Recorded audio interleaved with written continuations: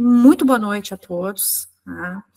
Eu estou muito feliz de estar aqui abrindo esse evento hoje, porque o cuidado de pessoas com tuberculose me acompanhou por muitos anos dentro da minha vida profissional e ainda acompanha lá na atenção primária à saúde. Eu trabalhei num serviço especializado que cuidava de pessoas com HIV, e a tuberculose é como se fosse a melhor amiga das pessoas que vivem com HIV, né? Gruda, é impressionante. A pessoa que vive com HIV tem uma predisposição muito maior a ter tuberculose. Então, meu nome é Luciana Leck, eu sou diretora tesoureira do Conselho Regional de Farmácia do Rio Grande do Sul, e estou aqui representando todos os meus colegas diretores, a Letícia Halpe, que é a presidente, o Tarso Bortolini, que é o vice-presidente, e a Zelma Padilha, que é a secretária. Todos eles gostariam muito de estar aqui hoje, mas a nossa agenda está bastante intensa, então nós nos dividimos, cada um está responsável por um evento. A Zelma está lá em Santa Maria, a Letícia está com a equipe do Conselho, e eu estou aqui com vocês. Então, quando nós falamos em cuidado farmacêutico, a gente se refere, entre outros aspectos, ao uso racional de medicamentos, ao fortalecimento da adesão ao tratamento e à prevenção ao abandono da prática terapêutica. No caso das pessoas com tuberculose, essa assistência deve ser pautada na organização, visando a resolutividade de agravos à saúde do indivíduo, uma vez que o Brasil é o país com maior número de casos notificados pela doença nas Américas, segundo informações da edição especial do Boletim Epidemiológico do Ministério da Saúde. Sendo assim, nessa noite, nós teremos a capacitação intitulada Jornada do Componente Estratégico da Assistência Farmacêutica, Organização do Cuidado Farmacêutico para Pessoas com Tuberculose. Esse evento foi planejado pelo GT de Saúde Pública do Conselho Regional de Farmácia, que é composto por colegas que atuam em saúde pública, assim como diversos colegas que eu vi que estão aqui presentes nessa noite. Eu não vou citar o nome de todos, mas eu estou muito feliz com a participação daqueles todos que eu estou encontrando aqui, que já são velhos amigos de caminhada do cuidado farmacêutico na saúde pública. E essa noite, então, a Sabrina, também já uma antiga guerreira dessa batalha contra a tuberculose, farmacêutica responsável técnica pela farmácia hospitalar e ambulatorial do Hospital Sanatório Partenon, de Porto Alegre, uma referência para todos nós no cuidado das pessoas com tuberculose, e apoiadora do Programa Estadual de Controle da Tuberculose. Então, Sabrina Godoy, né, é um prazer que você esteja aqui conosco, fico muito, muito contente com o aceite do convite do nosso GT. Agradeço a todos que estão aqui, né, Sabrina, você em especial, e ao Everton, né, que sempre está disponível para ajudar nas demandas do Conselho, não só aquelas pela pasta que ele é responsável, ele é nosso assessor de assuntos institucionais, mas ele está, assim, estrategicamente atuando em muitas demandas do Conselho e sempre nos dando o prazer da companhia dele. Everton, muito obrigada por estar disponível, porque os membros do GT todos tiveram alguns problemas profissionais, outros estiveram, assim, envolvidos na questão desse problema climático que aconteceu recentemente no litoral, então eles tiveram dificuldade de estar presentes aqui nesse momento. Mas antes de dar início ao evento, eu gostaria de comunicar alguns recados tradicionais, já, né, que são muito importantes. Então, a gente pede que todos fiquem os microfones desligados, desculpem, para evitar ruídos durante a apresentação. Informamos que a palestra será gravada e disponibilizada em nosso acesso restrito posteriormente. Tá? Vocês podem anotar todas as suas dúvidas durante a apresentação e, ao final, vai ser aberto para questionamentos. Para organizar as falas, após o pedido dos palestrantes, quem tiver dúvidas pode enviar através do ícone Atividades, opção Perguntas e Respostas, tá? Disponível no canto inferior direito da tela. Então, a gente vai seguir a ordem do envio. Tá? Eu desejo a todos vocês um excelente evento. Eu queria estar presente, mas eu estou aqui num outro evento. Eu estou numa aula da residência multiprofissional, da qual eu sou preceptora. Então, eu não vou poder acompanhar esse momento agora, mas eu vou assistir depois, com certeza, porque é um tema que me interessa muitíssimo, onde o farmacêutico faz muita diferença, porque a adesão da pessoa que vive com tuberculose, ela não é uma adesão muito boa, a gente tem muito abandono, então eu queria muito saber da Sabrina como é que eles trabalham no Partenon para ter um melhor indicador, porque nós temos dificuldades, tá? Tem gente que está no 3º tratamento por abandono aqui.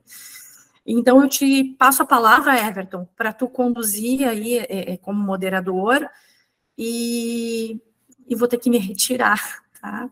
Obrigada, gente. Obrigado, diretora Luciana Legge. Vamos já de imediato dar início, então, a esse evento dentro da programação de atividades do Conselho Regional de Farmácia do Rio Grande do Sul. Vamos iniciar imediatamente já com a participação da Sabrina Godoy. Sabrina, tem alguma apresentação? Como é que está a organização aqui para projetar? Tem uma apresentação, sim. Boa noite, pessoal. Eu só gostaria, né, de agradecer o convite. Eu acho que foi uma iniciativa maravilhosa do Conselho. A gente aí está na estrada, como a Lu falou, há bastante tempo, né, na tuberculose. Então, eu já trabalho há 10 anos lá no sanatório. E a gente vê o problema se agravando, né, aqui no estado. Realmente é uma doença que nos desafia, né, diariamente na condução dos casos.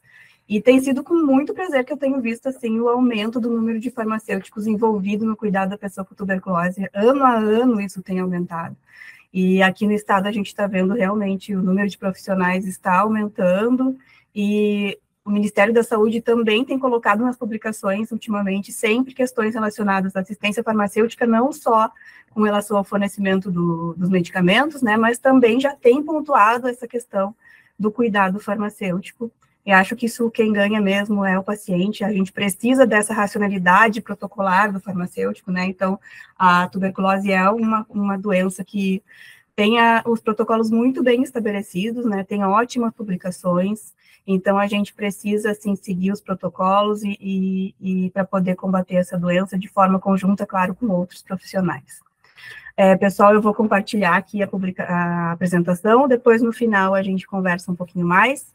Só para deixar claro, assim, eu tenho 30 minutos, tá? Então, a gente não vai conseguir aprofundar muito em nada. Eu foquei bem na organização do cuidado farmacêutico, né, de como é que seria essa abordagem com o paciente, com os outros profissionais da equipe multiprofissional. E depois, no final, se vocês tiverem dúvidas, até com relação à condução de algum caso, alguma situação específica relacionada aos tratamentos, a gente pode conversar. O Everton vai moderar para nós, né, Everton, pelo que eu entendi. Então, vamos lá.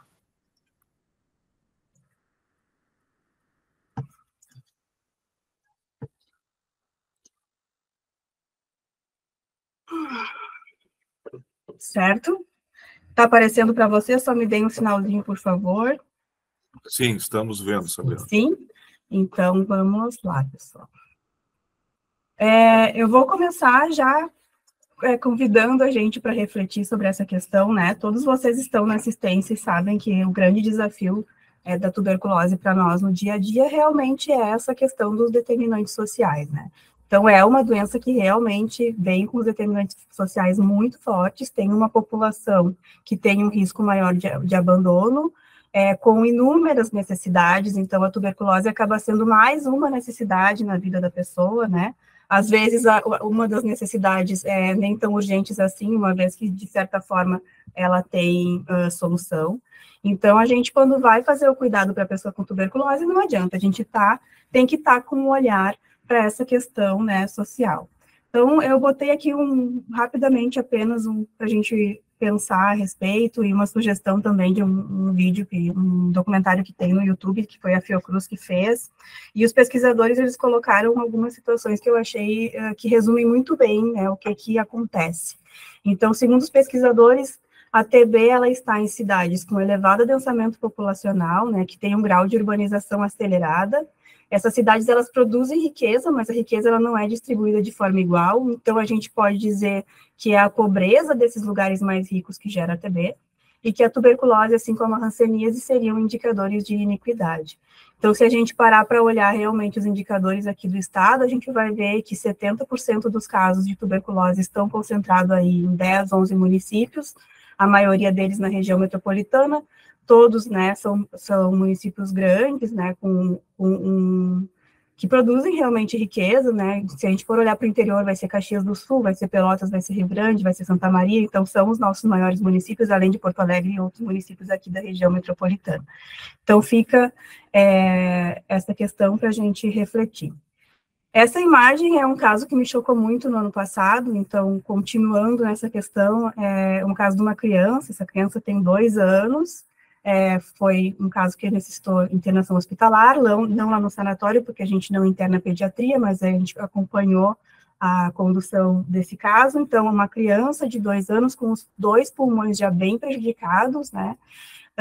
Então, quando a gente chega numa situação epidemiológica como a gente tem hoje, em que o Rio Grande do Sul está curando aí um pouco mais do que a metade dos casos, com um abandono de 14%, mais ou menos, a gente acaba expondo não só os adultos, mas também as nossas crianças, e hoje a gente tem crianças com tuberculose resistente, já temos grávidas, gestantes com tuberculose resistente, e a gente tem realmente esse grande desafio, né, hoje, que é completar os tratamentos.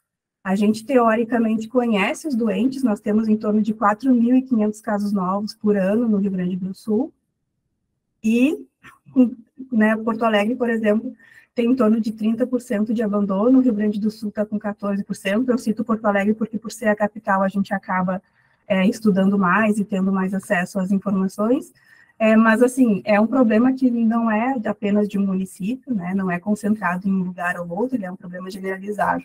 Então, o que acontece aqui que a gente não consegue completar os tratamentos é uma coisa que eu acho que a gente tem que começar a refletir. Não só com relação às condições dos pacientes, porque nós temos muitos estudos relacionados a abandono ao tratamento, que verificam as condições dos pacientes. Então, pegam os dados do CINAM e vão verificar a escolaridade, raça, cor, né, e vão fazer nível de renda, e vão fazer a análise desses indicadores com o desfecho, né?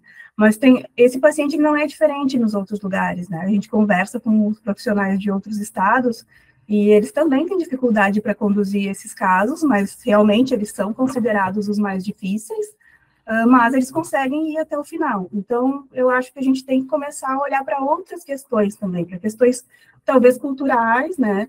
Talvez questões de rede, talvez a rede, como ela está hoje, não sirva para a nossa realidade, para questões também relacionadas aos serviços de saúde e, por que não, também olhar para a nossa prática profissional e para a prática dos nossos colegas.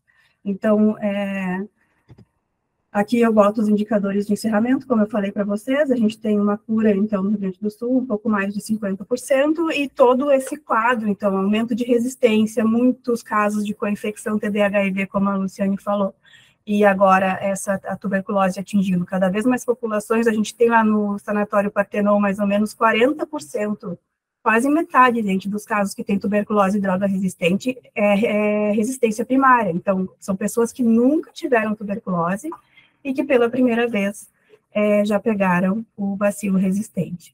Então, a gente tem uma situação epidemiológica realmente que inspira cuidados, e todos os profissionais, né, todo o esforço que puder ser feito para levar a isso, a completar os tratamentos, é muito importante e muito bem-vindo.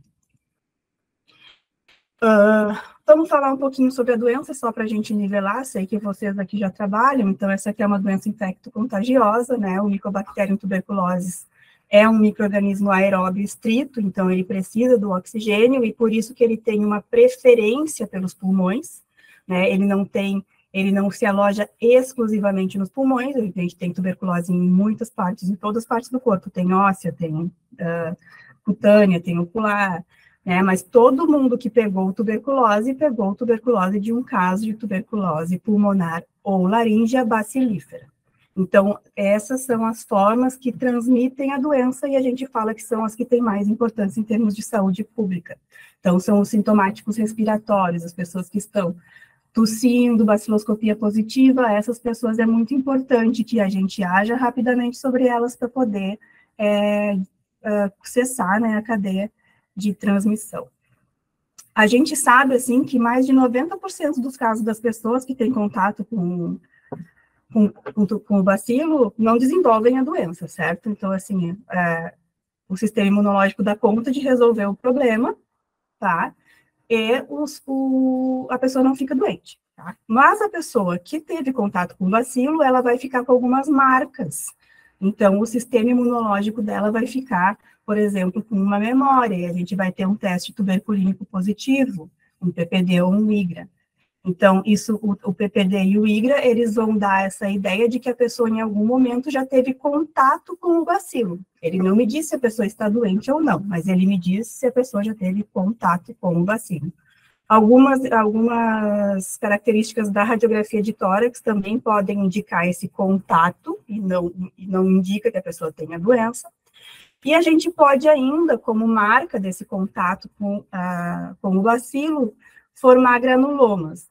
Granulomas, eles se formam na tentativa do sistema imunológico de resolver aquele problema desse bacilo que é invasor, mas o sistema imunológico não consegue resolver isso de forma completa. Como ele não resolve isso de forma completa, ele forma como se fosse uma cápsula, mantendo no seu centro bacilos.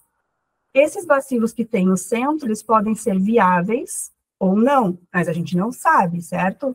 Então, como a gente não sabe se esse granuloma formado contém ou não bacilos viáveis dentro, e se ele conter bacilos viáveis dentro, em algum momento em que a atividade do sistema imunológico desse indivíduo for reduzida, esse granuloma pode se romper e se instalar a doença, a gente faz, então, o tratamento da infecção latente.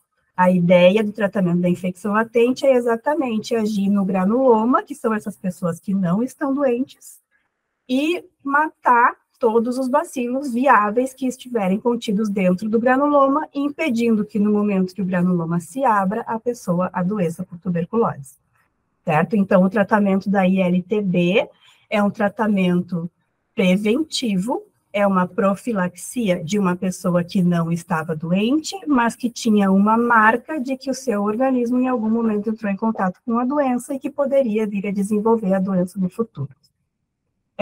Essa doença, então, de transmissão aérea, né, como todo mundo sabe, é importante a gente falar, para termos de biossegurança, que os bacilos, eles podem permanecer viáveis no ambiente por até 8 horas, né, e ambientes sem ventilação e sem incidência de luz solar vão favorecer a propagação do bacilo. Então, isso é importante para a gente pensar até no local onde a gente vai atender o paciente. Então, manter as janelas abertas é importante, se o local tiver luz solar, melhor, e a máscara N95, ela é importante durante todo o atendimento, certo?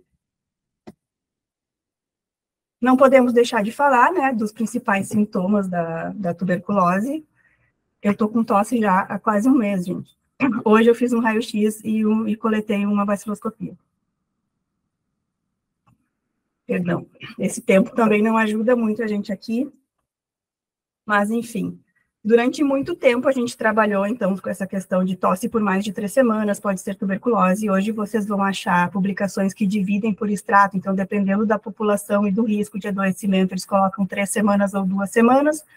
Porém, as publicações já têm trazido que é tosse a qualquer tempo, principalmente em locais como o nosso, como os lugares aqui, o Rio Grande do Sul, e principalmente os municípios de maior carga. Como são lugares onde a carga de tuberculose é muito alta, então, para populações com maior risco de adoecimento, principalmente, que são pessoas vivendo com HIV/AIDS, nós, trabalhadores da saúde, a população privada de liberdade, e os trabalhadores do sistema prisional, os indígenas, imigrantes, enfim, tosse a qualquer tempo deveria ser incluído, então, a investigação de tuberculose, certo? Então, além da tosse, que pode ser seca ou produtiva, a tuberculose também geralmente vem acompanhada de febre baixa, com calafrios, geralmente de noite, sudorese noturna, perda de peso, cansaço, dor no peito ou nas costas. Essa dor no peito ou nas costas, ela é causada geralmente pelas formas cavitárias, né, porque, afinal de contas, o pulmão tem uma lesão e isso gera dor, além de gerar a tosse, né, o reflexo da tosse. O diagnóstico, ele vai se pautar, então, nesses aspectos clínicos, nos aspectos epidemiológicos, então, lugares que têm muitos casos de tuberculose, a gente sempre deve considerar, no caso de um sintomático respiratório, essa possibilidade. Em aspectos radiológicos, então, dependendo das características da imagem de raio-x de tórax ou de tomografia, também pode se inferir que o paciente esteja com tuberculose, mas principalmente nos aspectos bacteriológicos, né? Então, um sintomático respiratório, que a gente consegue fazer a coleta do material, é relativamente fácil fazer o diagnóstico através da baciloscopia ou do teste rápido molecular. Então, assim, lembrando que o teste rápido molecular, ele não está disponível em todos os pontos de atenção, mas ele não substitui a baciloscopia de qualquer forma, e não impede tu não tendo acesso ao teste rápido molecular, não impede que tu inicie um tratamento. As vantagens do teste rápido molecular com relação à baciloscopia é que ele identifica a espécie, então eu faço o teste rápido molecular, eu tenho certeza se é Mycobacterium tuberculosis ou não, então a baciloscopia ela não é específica, outras micobactérias também dão baciloscopia positiva. E o teste rápido molecular já me diz se o bacilo é resistente à rifampicina ou não, o que agiliza em muito o tratamento da resistência, né? No caso de quem não tem acesso ao teste rápido molecular, a gente fica sabendo disso a partir da cultura. Certo? Vamos falar um pouquinho mais disso mais adiante. O que a gente tem hoje, então, de protocolos de tratamento no Brasil são os esquemas básicos, né, de pediatria e o adulto. O nível de atenção responsável por este cuidado na rede é a atenção primária, então eu coloquei ali o asterisco porque isso não é uma realidade em todos os municípios, muitos municípios ainda fazem isso através de ambulatórios especializados, né? A descentralização ela não está completa ainda para tuberculose, mas a recomendação do Ministério da Saúde tem sido que esse manejo seja feito pela atenção primária. Então, tanto o esquema básico adulto quanto o pediátrico, ele é baseado em tratamentos com comprimidos de dose fixa combinada, que facilitam muito a adesão. Então, no caso dos pacientes adultos, que a gente considera para tuberculose paciente adulto acima de 10 anos de idade, então todos a partir dos 10 anos de idade que tiver tuberculose sensível, vão fazer o tratamento de primeira linha. Então, e o esquema básico, ele está indicado para gestantes, para pacientes HIV ou não, para lactantes, tá? Para as formas meningoencefálicas, então ele tem uma indicação bem ampla, é o melhor tratamento que nós temos, certo? A rifampicina e a isoniazida são as melhores drogas para tratar a tuberculose. Então, e eles estão presentes em todos, né, os medicamentos que nós temos disponíveis para os esquemas básicos. Então, para o tratamento do adulto, a gente tem disponível o nosso RHZ e 2 apresentações de RH, a apresentação de RH com rifampicina 300mg e isoniazida de 150, ela é mais recente, e o tratamento dura 6 meses. Para as crianças também, nós temos os comprimidos de dose fixa combinada, então os dispersíveis, que melhorou muito, muito a vida das crianças e dos cuidadores, né, dos pais e das mães, porque era bem mais difícil de manipular 3 medicamentos, como era feito antes, até porque vários eram sólidos e não eram dispersíveis, e sempre é bem difícil fazer a diluição. Então, os comprimidos de dose fixa combinada dispersíveis facilitaram muito a condução dos casos de pediatria.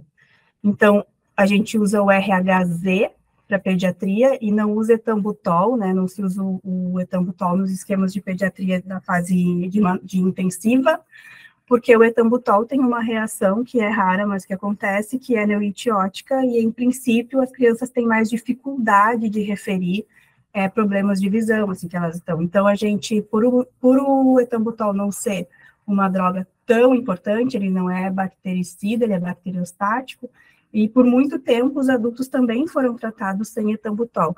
Então, se preferiu manter o esquema, por segurança, o esquema de pediatria sem o etambutol, certo? Chamo a atenção de vocês para as dosagens individuais dos comprimidos de RH na pediatria, que não são os mesmos do adulto, tá? Então, eu não posso, na falta de um, usar o outro sem fazer a correção da dose, certo?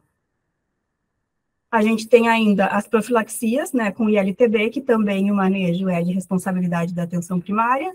Hoje nós temos o esquema HP, rifapentina com isoniazida de 300, e isoniazida e rifampicina, e os esquemas especiais, que são manejados em nível de referência secundária, que são os ambulatórios especializados, no caso de Porto Alegre, os CRTBs, e no caso das resistências e das micobactérias não tuberculoses, a referência é lá o Sanatório Partenon.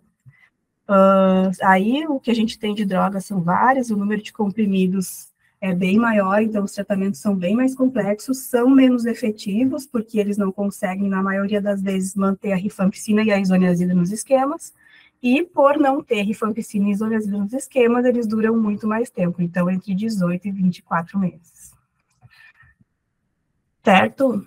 Então, é isso, né, pessoal? Um tratamento que é bem complexo, com muitos comprimidos diários por períodos prolongados, né? A presença de reações adversas, ela é frequente, então ela merece realmente um acompanhamento do farmacêutico.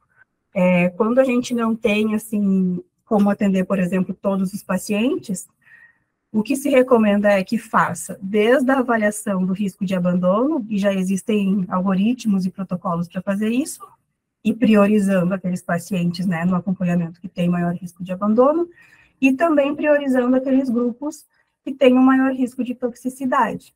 Então, pessoas com mais de 60 anos, alcoolistas, pessoas vivendo com HIV e AIDS, pessoas com doença hepática prévia, né, ou em uso de anticonvulsivantes e outros tratamentos de saúde no geral, porque a rifampicina, a rifapentina, que é para ILTB, a rifabutina, que é um esquema especial, são rifamicinas e, assim sendo, são indutores enzimáticos que têm muito potencial para interação medicamentosa. Então, esses pacientes têm que ser olhados com mais cuidado e alguns ajustes, né, eles são mais propensos a ter problemas relacionados a medicamentos. Agora nós vamos falar especificamente sobre essa questão do cuidado farmacêutico na tuberculose, e é justo eu dizer para vocês que eu baseei a minha apresentação no Guia de Atuação do Farmacêutico na Tuberculose de Belo Horizonte, que está na sua segunda edição, uma publicação maravilhosa, é um protocolo que os farmacêuticos da assistência farmacêutica municipal fizeram junto com o Programa Municipal de Controle de Tuberculose de lá, se colocando como ator junto com os outros profissionais, né, e contribuindo com o programa municipal para a redução das taxas de abandono e para a melhoria dos indicadores de cura, entre outros. O protocolo deles é muito bom, porque define as competências clínicas do farmacêutico e define ali até onde o farmacêutico pode ir para resolver os problemas que ele encontrar durante uma consulta, né? Então, eles definem quais exames que podem ser solicitados, já colocam no protocolo como que o farmacêutico faz para solicitar. Então, por que que isso é importante? Porque se eu vou precisar de um exame para fazer uma avaliação, por exemplo, de uma função hepática no paciente no âmbito do meu cuidado, eu preciso que o laboratório da minha instituição saiba que eu estou apta a fazer aquela solicitação. Então, essa formalização através dos protocolos institucionais ou municipais, ela é muito importante. Então, medicamentos também sintomáticos. O que o farmacêutico está autorizado, enfim, ou qual é a orientação do programa para o farmacêutico fazer de prescrição de medicamentos sintomáticos, por exemplo, no caso das reações, do manejo das reações adversas leves, isso está lá no protocolo. De que forma que o farmacêutico vai contribuir para as notificações do SINAM e os boletins de acompanhamento, afinal de contas, enquanto profissional de saúde, o farmacêutico também pode fazer essas notificações, né? Quais outros encaminhamentos que estão disponíveis para o farmacêutico no âmbito do cuidado? Então, se ele está fazendo a consulta e ele percebe que o paciente precisa de uma nutricionista, o farmacêutico está, digamos assim, autorizado, né, está legitimado para fazer esse encaminhamento através dos protocolos institucionais. Eu coloquei aqui, que é prévia, né, porque esse protocolo de Belo Horizonte é de 2022, mas saiu recentemente a resolução do Conselho Federal de Farmácia, que eu achei maravilhosa, regulamentando aí as nossas atribuições nas doenças negligenciadas, né, e tem, inclusive, a aplicação de protocolos de terapêutica de quimioprofilaxia, que eu achei excelente. Então, ficou uma resolução realmente bem completa e que vai nos ajudar muito a consolidar a nossa prática, né?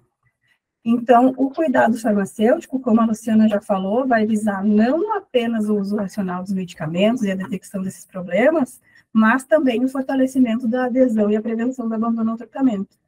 Mas não sozinho, não isolado. É muito difícil, na complexidade do caso de tuberculose, que um profissional sozinho consiga, claro que é possível, o paciente se beneficia, óbvio, mas se o profissional estiver inserido na equipe multidisciplinar e estiver participando da construção do plano e pode estar trocando informações com os outros profissionais, muito melhor conduzido será o caso para todos.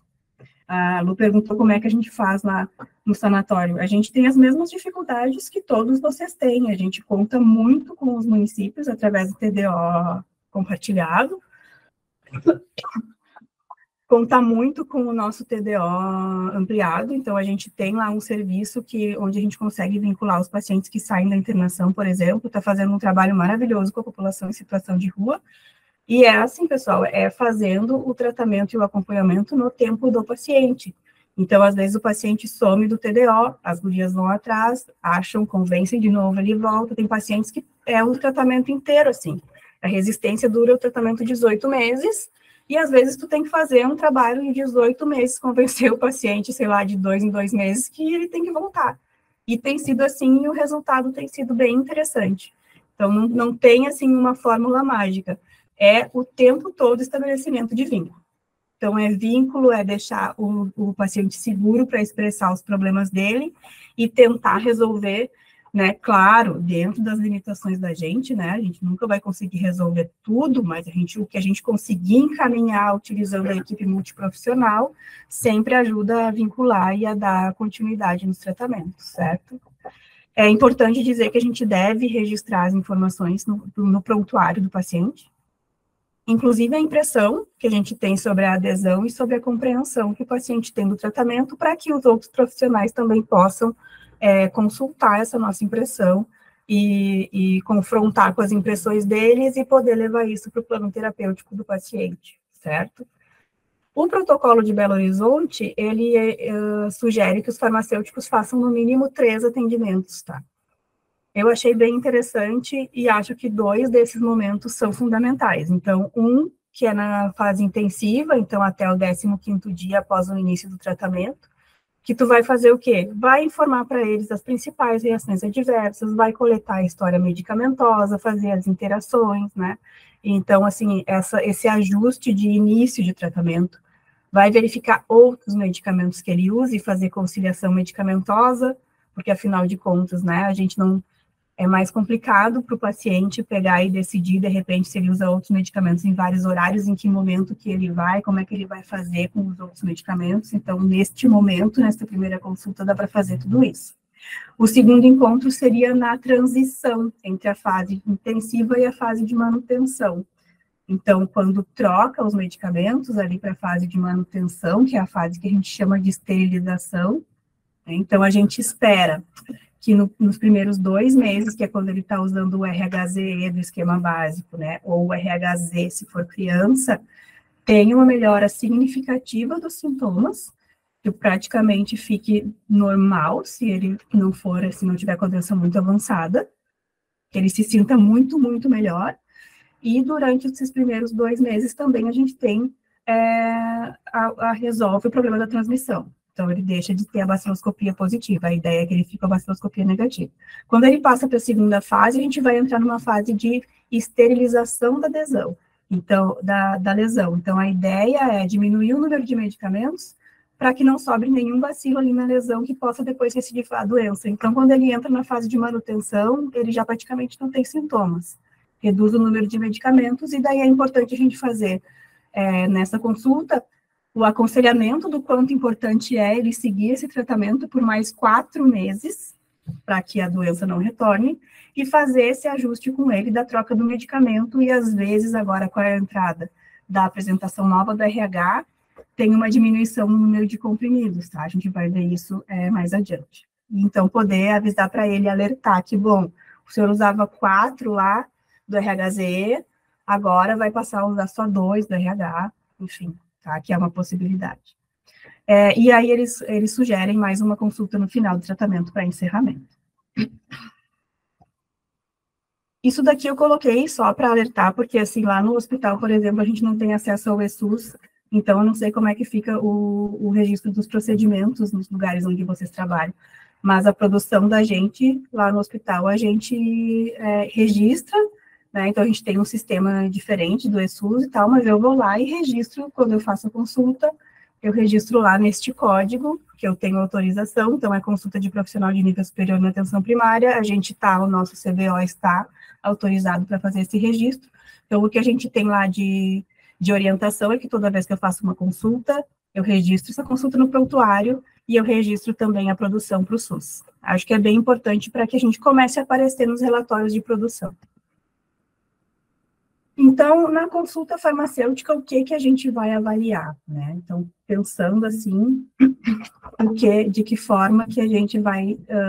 eu acredito que é muito parecido, né, pessoal, com o que a gente faz na consulta farmacêutica das outras patologias, algumas particularidades, é claro, mas, assim, conciliação medicamentosa e reconciliação para pacientes que fazem outros tratamentos é importante, é muito importante, porque, que nem eu falei, tu deixar para o paciente essa decisão de que hora que é melhor tomar, se ele pode tomar junto com outros medicamentos que ele já usa ou não, se esses outros medicamentos precisam ser ajustados ou não, e eventualmente até mandar algum documento por escrito para o prescritor, ou entrar em contato com o prescritor, se for na mesma unidade dos outros tratamentos para fazer algum ajuste, é importante. Tá? Então, assim, isso vem também muito em decorrência da avaliação das interações medicamentosas também, que deve ser feita, né? Outras orientações com relação ao risco da utilização de outros medicamentos, principalmente pela questão das interações e dos danos hepáticos, é importante. Essa questão do álcool, do tabaco e das outras drogas, a gente teve uma capacitação esses dias que eu achei muito interessante a fala do colega, ele, que é do programa de tabagismo, e ele disse o seguinte, a gente não precisa fazer uma grande intervenção relacionada ao tabagismo, enfim, mas eu acho que a gente pode extrapolar para o álcool também e outras drogas. Mas, às vezes, o que o paciente precisa é apenas ouvir do profissional que está atendendo ele, que seria melhor para o tratamento dele se ele não fumasse, ou se ele não usasse o álcool, ou se ele não usasse outra droga. Porque quando a gente não fala nada, o paciente infere que não tem problema, e na verdade tem, né? Então, com relação ao tabaco, especificamente, a tuberculose é uma doença pulmonar, então fumar é ruim para o prognóstico, é ruim, né? O álcool é ruim, que o prognóstico é ruim, então isso tem que ser informado. Mesmo que o paciente não esteja disposto a fazer, por exemplo, parte de um grupo de cessação de tabagismo ou qualquer coisa assim, os estudos têm mostrado que pequenas falas relacionadas a isso já podem contribuir para mudanças de comportamento do paciente, quando ele está já mais induzido a parar de fumar ou de usar álcool, enfim. Então, acho que é uma frase só que eles pedem, e eu acho que vale a pena a gente incluir isso na orientação. Então, outras orientações relacionadas ao armazenamento, né, a guardar os comprimidos nos blisters, as pessoas gostam muito de tirar os comprimidos do blister e colocar em potinho. Então, é bem complicado, até porque tem a questão da umidade aqui no sul, que é bem alta, e os comprimidos de RHZ, eles acabam explodindo, assim. Então, orientá-los, né, e inclusive que se houver algum tipo de alteração, para eles não utilizarem, proteger da luz, né, manter longe do alcance das crianças, e explicar que esse medicamento ele não é para tosse, e ele não deve ser compartilhado com outras pessoas, então deixar ele bem ciente de que é uma condição, que a tosse é uma condição relacionada a uma outra doença, né, que esse medicamento deve ser usado só por ele, e dar informações quanto à administração. Então, os comprimidos de RHCE, particularmente, são grandes, alguns pacientes têm bastante dificuldade em engolir. Então, se pode partir, se pode diluir, desde que seja para utilização imediata, certo? Aqui, com relação ao acompanhamento, então, do tratamento, o que a gente espera daí no controle das baciloscopias, e aí lembrando que teste rápido molecular não serve para fazer acompanhamento mensal, certo? Depois que o paciente começa o tratamento, a ideia é que ele faça baciloscopias mensais e radiografia de tórax, se houver disponibilidade, tá, para o controle da doença. Então, o teste rápido molecular ele não serve. Por quê? Porque o teste rápido molecular ele tem uma sensibilidade bem alta e ele acaba pegando DNA de bacilo morto. Então, ele dá um teste, um falso negativo, um falso positivo, certo? Então, o que a gente usa para controle mensal é baciloscopia mesmo. Então, a ideia é que haja uma negativação da baciloscopia a partir do final da segunda semana de tratamento, aqueles nossos 15 dias, né? Então, a partir de 15 dias, eu vejo muitas pessoas dizendo não precisa mais usar máscara, porque o paciente já está com a baciloscopia negativa. Bom, em primeiro lugar, a gente tem que confirmar essa baciloscopia negativa, ok? sobre tirar a máscara nos atendimentos, principalmente em locais onde não tem muita ventilação. Eu, particularmente, na situação epidemiológica que a gente tem aqui no Rio Grande do Sul, eu acho complicado, porque é comum o paciente negativar a baciloscopia e depois positivar. Então, se ele vinha com a baciloscopia negativa e daqui a pouco ele positiva. E isso acontece nos casos de falência ou de resistência. Tá? Quando isso acontece, tem que encaminhar o paciente para referência secundária, terciária ou secundária para fazer avaliação de resistência ou de falência, certo? Então, muita atenção para o acompanhamento da evolução do tratamento. Tá? A gente também, eu também acho que é importante a gente estar com um olhar sobre isso, porque isso nada mais é do que avaliação de efetividade, certo? Se o paciente positivar a baciloscopia, ou se a baciloscopia se mantiver positiva por muito tempo aí, e aí muito tempo vamos dar no máximo 2 meses de tratamento, né? Também não vamos deixar o paciente com a baciloscopia positiva por 4 meses. Então, encaminhar ele o mais cedo possível, se a baciloscopia persistir positiva, para fazer uma avaliação de falência ou de resistência, e provavelmente vai ter que trocar esquema. Certo? Então, além da baciloscopia, a gente vai avaliar também o raio-x e a melhora do quadro clínico. Como eu falei, ele tem que ali, nos primeiros 2 meses, melhorar muito, ter uma melhora do estado geral e ganhar peso. O que a gente avalia na consulta farmacêutica é efetividade, adesão e segurança, certo? Efetividade, através daqueles sinais e sintomas ali da evolução da doença. O monitoramento do peso é bem importante, viu, pessoal? Principalmente nos 2 primeiros meses de tratamento, quando ele está usando o RHZE, que ele tem uma melhora muito grande do quadro clínico, se a medicação estiver sendo utilizada corretamente e estiver dando resultado, isso vai fazer com que também ele ganhe peso. Então, é comum os pacientes trocarem de dose nos primeiros 2 meses. Ele chega emagrecido e ele começa, sei lá, com 3 comprimidos de RHZE. Aí, na consulta ali dos 30 dias, ele vai fazer o peso e ele já troca para 4 comprimidos. Então, tem que dar uma olhadinha na adequação da dose prescrita e na dose ingerida, né? Reforçar com o paciente que houve troca de dose prescrita e que ele vai usar não mais 3, mais 4, por exemplo, se houver essa alteração, é importante. A gente avalia, então, a adesão ao tratamento através da avaliação dos registros do TDO. Então, os pacientes que fazem TDO têm a carteirinha, e a carteirinha tem ali o registro dos dias que ele compareceu, e fazer a avaliação disso é importante. E eu vou dizer para vocês que o que é muito utilizado no tuberculose, muito, é a contagem de comprimidos. Então, se faz assim, eu prescrevi 60 dias de medicação, se ele tem 10 dias de medicação, então 10 dias ele não tomou. Isso se usa muito, se usa toda hora lá no hospital. Então, assim, esse controle da dispensação é importante, fazer essa relação entre o que a farmácia entregou e entre o que ele recebeu e o que ele tem ainda é bem importante para fazer a avaliação da adesão. Tá? Avaliar também a compreensão dele, se ele entendeu como é que é para usar, como ele está usando, quando é auto-administrado, né? Quantos comprimidos, em que horário ele está usando, tudo isso é importante. A gente também tem, assim, vários instrumentos de classificação de risco de abandono que tem que ser aplicados em todas as consultas, tá? O risco do abandono é uma coisa que muda no decorrer do tratamento, não é uma coisa que tu faz no início do tratamento e pronto.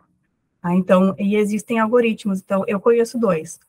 Esse de Belo Horizonte, esse protocolo de Belo Horizonte tem um algoritmo de classificação de risco de abandono, e os cadernos de atenção primária do GHC tem lá um volume que é de tuberculose, e eles têm um algoritmo também, bem interessante, que dá para a gente utilizar, todos eles estão disponíveis na internet.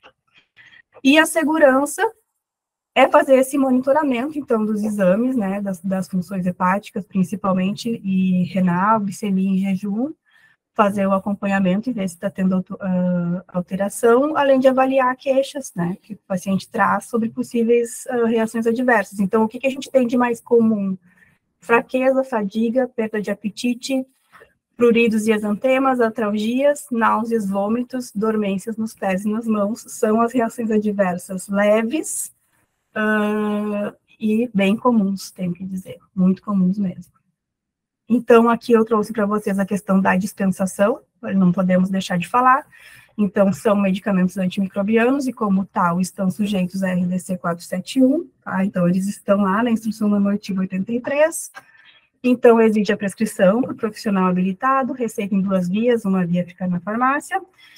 A receita é válida por 10 dias a partir da emissão, e o Ministério da Saúde orienta a dispensação a cada 30 dias nos casos da TB. Então, isso está lá no Manual de Recomendações do Controle da Tuberculose no Brasil. Então, por que que a gente coloca esses 30 dias? Exatamente porque a medicação pode mudar, né? A dose pode mudar e a contagem dos comprimidos ela é utilizada na avaliação da adesão. É importante eu falar para vocês que no caso do RHZE, não existe a possibilidade do paciente usar um comprimido por dia, tá? Pacientes que têm mais de 20 quilos já usam 2 comprimidos. Então, RHZ uma vez por dia é pior do que não dá nada. Porque se eu dou RHZ uma vez por dia, eu estou induzindo resistência. Então, assim, né, não dispensem RHZ uma vez por dia, certo? Tem que voltar para o prescritor e reavaliar a dose. Vamos nos encaminhando para o final. Eu vou trazer para vocês aqui essa questão das reações adversas, porque creio que, por ser as reações menores, a gente maneja bem em consulta farmacêutica, tá?